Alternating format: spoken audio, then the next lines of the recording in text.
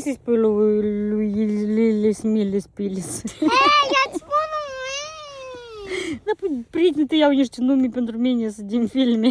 Ba, nu. Cum îl cheamă? Luis. Luis? Nu.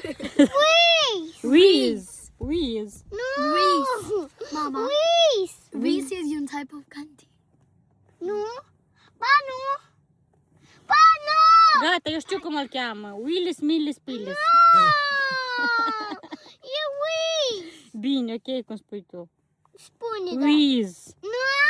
Dar dacă nu spui... Reese. Ha? Reese. Luis. Nu. Da cum? Luis. Luis. Nu. Dar nu pot spun. Dacă tu ești un fițiță, Darea e mare. Da, Daria e mare. Da, Daria spune corect? Da. Ia spune, Daria. Reese. Da. Luis. Da. Aproape. Vezi că s-a primit până la urmă. Da, tot e afară, dar ce noi? Noi nu suntem că afară plouă, eu nu știu cum stau ei afară. Plouă în cap, mi frig să ies. Cele milipile. Unii zăpada de ieri? Unii zăpada dare de ieri? Din cauza ta s-a topit că te-ai plâns. Lacrimile tale au topit toată zăpada. De la Rain. De la Rain?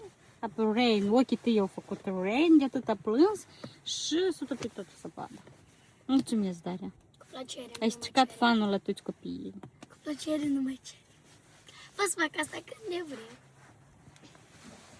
Așa, așteptăm basul.